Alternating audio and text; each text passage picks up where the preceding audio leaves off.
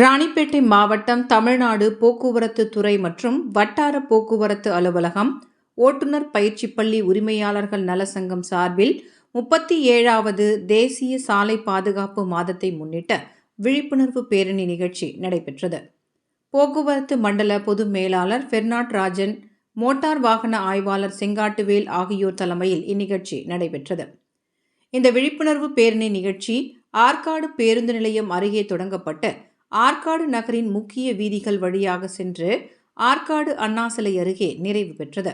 மாணவர்கள் கல்வி முன்னேற்றத்தின் நண்பன், மகளிர் பாதுகாப்பான நாயகன், ஓட்டும் கலை திறம்பட செயலாற்றும் சாரன், பயணிகள் செயலாற்றும் சாரன், பயணிகள் பாதுகாவல், மக்கள்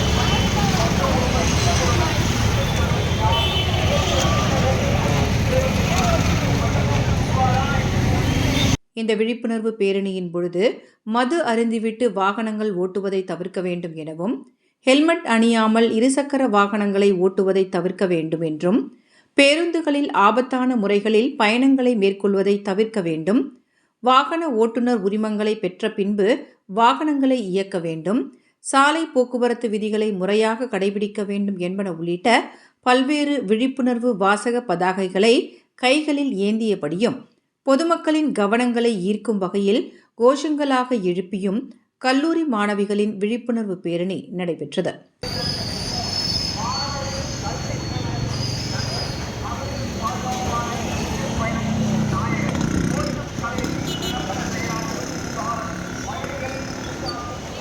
இதனைத் தொடர்ந்து போக்குவரத்து துறையில் 24 ஆண்டுகளாக விபத்தின்றி பணிபுரிந்து வரும் சிவகுமார் மற்றும் செல்வகுமார் ஆகிய இருவருக்கும் சிறப்பு பரிசுகளை போக்குவரத்து துறை சார்பில் வழங்கப்பட்டது.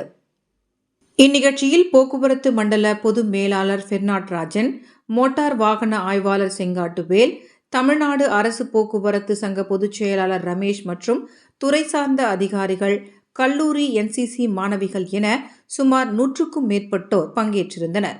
சாலை பாதுகாப்பு விழிப்புணர்வு கண்காட்சி வாகனத்தை பல்வேறு பகுதிகளில் பொதுமக்களின் பார்வைக்காக போக்குவரத்து துறை சார்பில் வைக்கப்பட்டிருந்தது.